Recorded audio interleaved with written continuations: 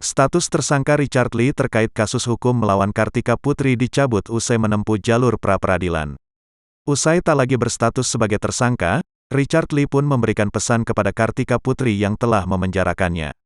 Richard Lee pun kemudian membandingkan dirinya dengan Kartika Putri terkait kasus tersebut. Menurut Richard Lee, sebelum berselisih dengan Kartika Putri, dokter kecantikan itu menaruh simpati terhadap istri Habib Usman bin Yahya tersebut. "Saya kadang-kadang malu sih, apakah dengan menyakiti orang, membuat orang susah jadi kebahagiaan sendiri," katanya.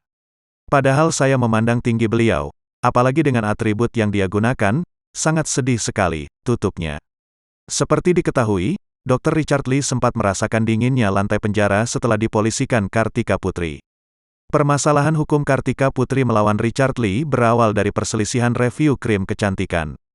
Perselisihan itu terjadi di akhir tahun 2020 dan berbuntut mereka berdua saling lapor polisi. Kartika Putri melaporkan Dr. Richard Lee ke Polda Metro Jaya dan membuat rivalnya ditetapkan sebagai tersangka. Hampir 2 tahun kasus ini berjalan, kini status tersangka Richard Lee sudah dicabut setelah dokter kecantikan itu menempuh jalur sidang pra-peradilan untuk kasusnya dengan Kartika Putri.